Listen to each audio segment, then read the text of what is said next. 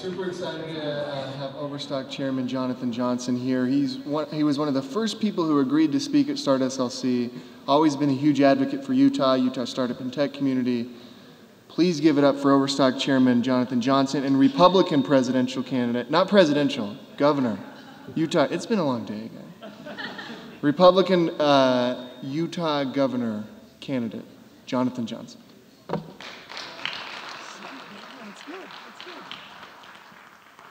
Well, thank you. There's only 2 of us running for governor. There's like 18 running for president from the United States. It's great to be here. I want to talk about creative destruction, which may sound like an oxymoron, but it's an important principle in the free market and in capitalism. And I want to talk about how it applies to businesses and then how I think it should apply to government. So there we go. Joseph Schumpeter was an Austrian economist, was in Austria before the war, came and taught at Harvard. But this is how he defined creative destruction: the process of industrial mutation that incessantly revolutionizes the economic structure from within, incessantly destroying the old one, incessantly creating a new one. And it's the process that's crucial to capitalism. And it's not just about price and competition of output, but here's what's important. It's about the competition from a new commodity, from a new technology, from a new source of supply, and from a new type of organization. That's what's happening in Utah with StartFEST. It's new things that are destructive or disruptive, but that are also creative. So creative destruction is crucial to what all of you are doing, and I frankly think it's crucial to making sure our government runs better. So let me tell you a little bit about the Overstock story, because when we started in 1999, we had 18 employees. We sat in a single conference room. We were doing something that really hadn't been done much before. We were pioneers in the e-commerce business. Amazon existed, it was still a startup. eBay existed, it was still a startup. There were very few people that were doing e-commerce. And so it was very disruptive to the way people bought. In fact, it was so disruptive that many of our customers were much more comfortable browsing online, picking up the phone, and giving their credit card information to someone they didn't know over the phone, one of our call center agents, than they were typing it in there. Think how that's changed in the 15 years we've been in business. Every time we had a sale back in 1999, a bell went off. Everyone in the office stood up and clapped. We had $1.8 million in revenue, and we lost money. Last year, we'd grown to over 1,700 employees, all in Utah, did $1.5 billion in sales. The bell no longer goes off every time we have a sale, and the good news is we're making money. But we're always looking for ways to continue to be creative destructionists, looking for new technologies that are going to change the market. Just last week, we announced an acquisition, a $35 million acquisition we did in the financial technology markets back in New York. We bought a fintech company and 3 broker-dealers. We're taking blockchain technology that is the backbone behind Bitcoin. We're taking that technology and we're taking it to the worlds of stocks and bonds. Right now, every time you purchase a share of stock, you pay for it. That's the trade date. Within 3 days, they have to settle.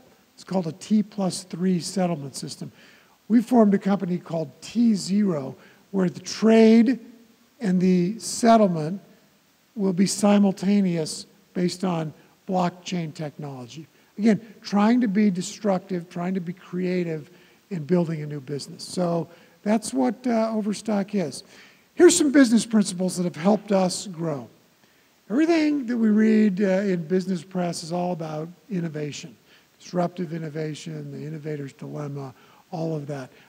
We totally believe in being innovative, but we also think that there's a corollary to that that when you've tried something and it doesn't work, it's crucial to failure fast. If you're innovating and it's not working, move on. Here's another Austrian economist who I really like, Hayek. He says, "We shall not grow wiser before we learn that much of what we have done is very foolish." Innovate, but failure fast. So how do we do that at Overstock? I mean, there's a lot of simple ways. One, we try new things all the time. But when we try things, we try and then test them, measure them, and substitute facts for impression. So let me just give a very simple example of how that happens at Overstock. We'll A/B test just about any change that we do on our site. So if we're testing whether a site sale marketing plan that says we're going to give 15% coupons is more effective than a site sale where we say all products up to 40% off. Who knows which of those is going to be better? There's a lot of impressions among our marketing team of which will do better. But if we A/B test that on the site, within a day, we can substitute facts for impressions and then just go with that. A great way to figure out if you're doing well is substitute facts for impressions. Business principle, it's helped Overstock grow. How does that apply to government? That slide went the wrong way. How does that apply to government? I know when Governor Herbert was here earlier in the week, he said that during his administration, the 6 years he's been in place, that he's reduced 328 business regulations in the state. And to that I say, thank goodness. Thank you. But in that same time, every year he has signed over 500 new laws. And almost none of those laws have ever had a sunset provision. One of the problems we have with politicians is that they think that they're innovating, they want to innovate, they pass new laws. And when they're good laws, there's no way to fail them fast. If laws had a sunset provision in them, then if they weren't good, they'd go away in 3 years or 5 years. It's a way we can innovate and failure fast. Another key principle in business and at Overstock has been finding ways to break through inertia. My guess is anytime you've been in a group of 3 or more people, you found that there are differing opinions, and someone in the group is going to be what I'll call Dr. No. I always think, oh, we can't, it's a good idea, but we can't do that because. And they've got, might be good reasons to do it. Well, at Overstock, we had a group that was doing that all too often.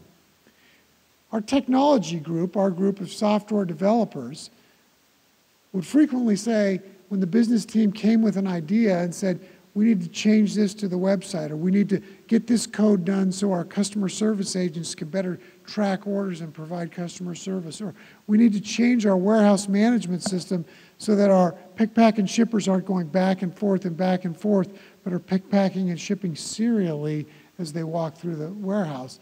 They would say, well, we can do it, but it's going to take a lot of extra hardware. Or we can do it, but we're not going to get it done for 6 months.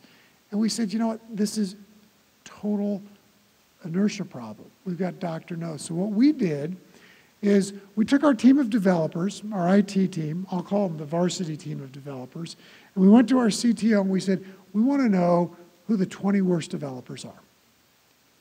And we took them and we put them in something called O Labs. Everything at Overstock has an O theme. And so we created what I'll call a JV team of developers. Now, they weren't bad developers, they were great developers. And we told our business owners, you know what, when you have this project that needs to get done and it needs IT help, you can take it to the tech team, the varsity team, or you can take it to O Labs, the JV team. It's up to you. And boy, it did not take long for 2 things to happen. One, our business teams found out that if they took their projects to O Labs, they got done. They had people saying yes. They got done quickly, and they got done well. And before we knew it, there was a long line of business projects standing up in front of the JV team.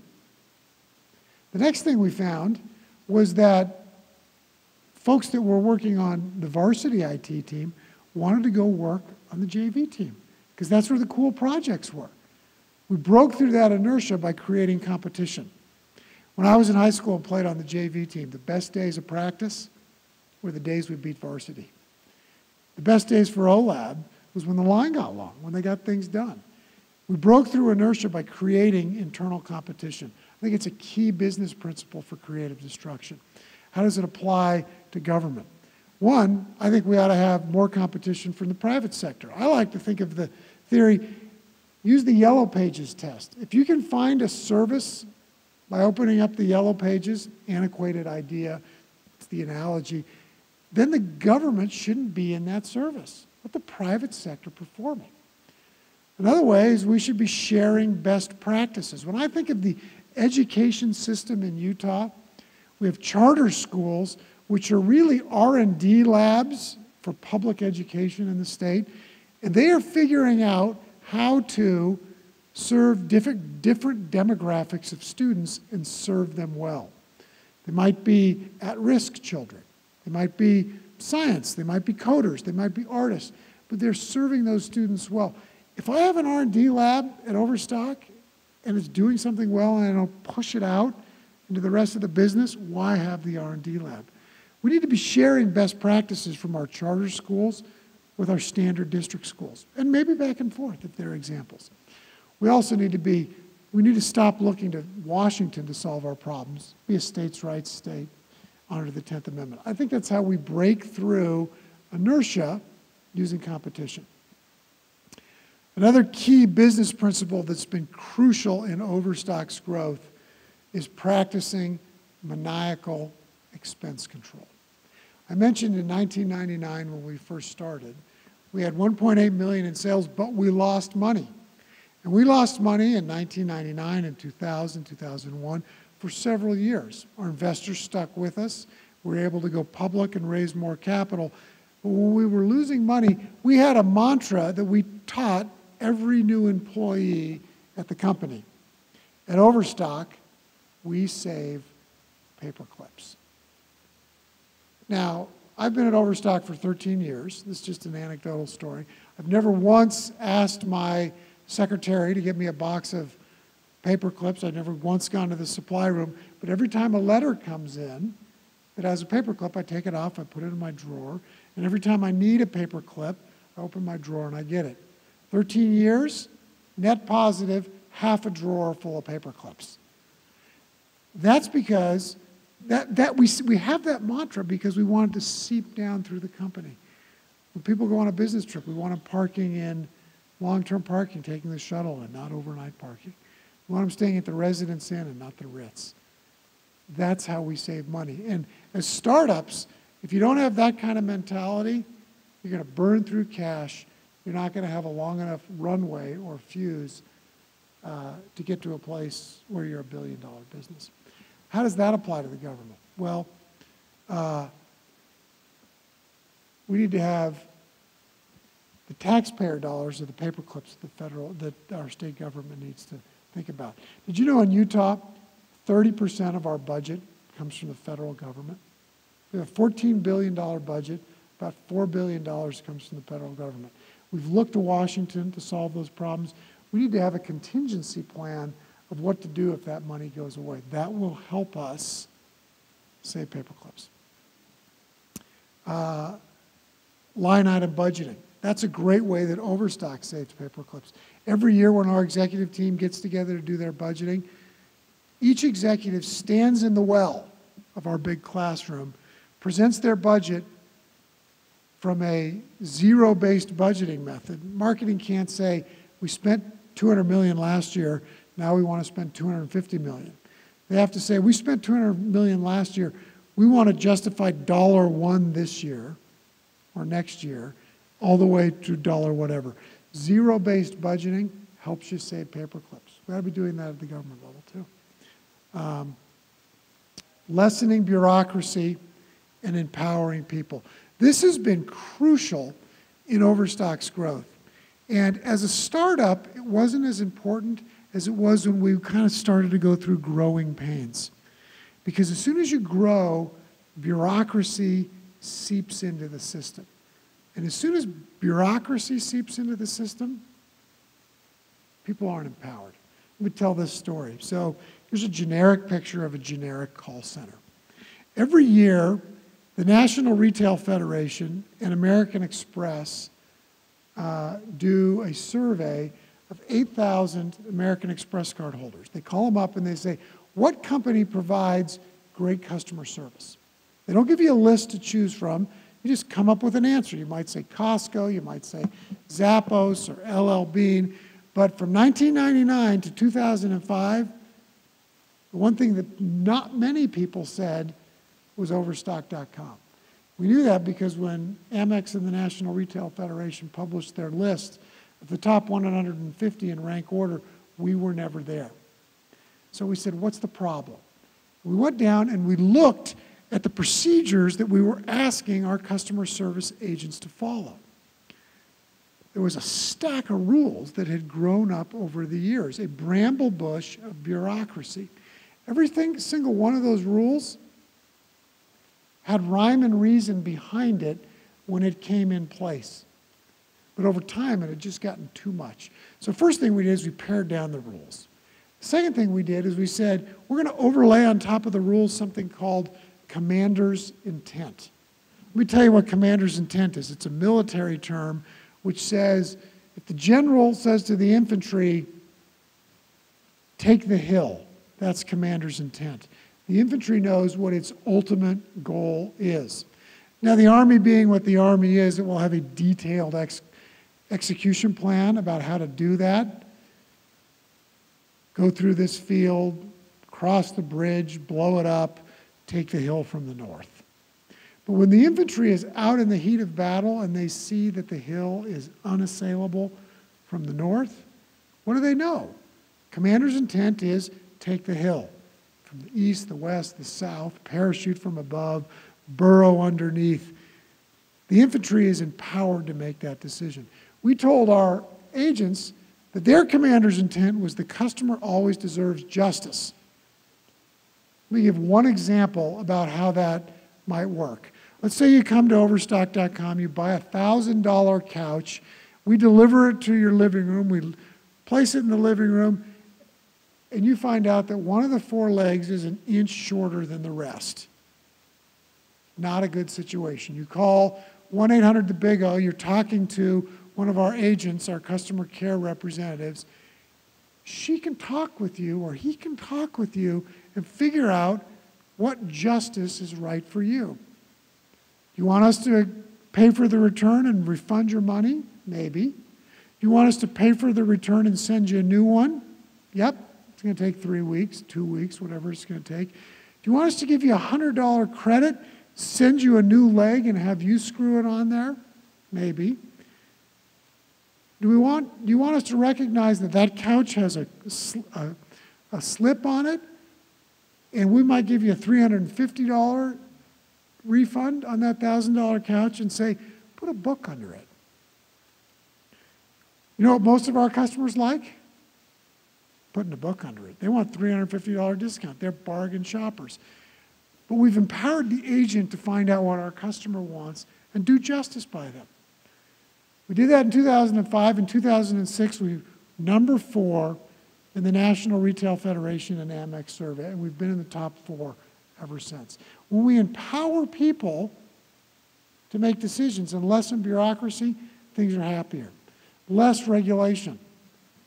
The governor talks about getting rid of 328 regulations, but what he doesn't talk about is signing 500 laws every year. What he doesn't talk about is we don't let Tesla come into Utah and sell directly. What he doesn't talk about is the Insurance Bureau putting the clamp down on Zenefits for a year. What he doesn't talk about are the laws that get passed and that he signs that limit Uber and Lyft working here. If we really want to do better, we lessen bureaucracy and we empower people. Next thing I want to mention. One of the crucial things to Overstock's growth, and I think to any business, is making sure that we hire the right people. People always ask, what can I do to get a job at Overstock? And I like to say, the key to our success has been hiring the right who, in the right where, doing the right what. But of those 3 W's, the who is more important than the what or the where. If we hire a good person, we can put them in a where, and they'll figure out what to do to make us successful. So when we're looking for the right who, we follow the Army's mantra: be, know, and do. We want people who have the be, the heart, the character to be honest and full of integrity. We want people who have the right know, the head. Folks that, if we're hiring accountants, we want them to understand GAAP. If we're hiring coders, they better not code well. If we're hiring a buyer in apparel, we hope that she knows the latest fashion trends. That's the know. The do is hardworking. That's the hands. People who are going to roll up their sleeves and work hard when it's required. At a startup, that means you're not looking for 8 to 5 employees.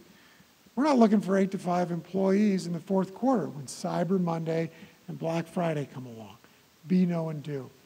The other thing I think is crucial is hiring the right leaders. And when we look for leaders, when I look for leaders, I look for 3 characteristics. Great leaders, 3 characteristics. One is that they analyze problems. They don't just spout out an answer. They ask questions, they study, they look at best practices. They spend more time listening and studying than talking. Great leaders analyze problems, and then they come up with a solution. But once they have a solution, the next thing they have to do is they have to allocate scarce resources. At Overstock, our scarce resources include things like time, money, people, developers, space. How we allocate those and prioritize them is what makes a leader great. After they've analyzed and allocated, analyzed spelled wrong, I notice on that slide, then they align disparate interests. If I ask folks in our merchandising team, if I ask our bedding buyer what Overstock should put in its emails, I can promise you that our bedding buyers are going to want every day for us to advertise sheets and duvet covers. We sell a lot of those. If I ask our jewelry buyer what that she wants us to advertise, it's going to be pearl necklaces and diamond rings. A good leader says, what's best for the organization, and how do I get this group of people that want different things to align behind a common theme? Great leaders analyze, allocate, and align, and you can tell they're great leaders because they get a 4th A. They achieve things. So how does that apply to government? The quality of the leaders that we elect or hire determines the quality of our government. I think it's a crucial thing. You're the hiring committee for all elected officials. You should be looking for people that are achieving things and that are great leaders. So, here we go. The results of applying these principles to business is this. Businesses succeed. Overstock has grown from 18 people to 1,800 people. We've grown from revenues of 1.8 million to knocking on 2 billion this year. That's what happens. When we apply these principles to government, economic and personal freedoms flourish, businesses grow and hire people, the middle class grows, and families, society's building blocks thrive. That's what creative destruction is about. It's about thinking about new ways of doing things, not managing within the status quo the best we can, but looking at the status quo and saying, where do we go that's different from the status quo, and moving there. I hope you're all successful in being creative destructionists. It's great to speak to you at StartFest. Thank you.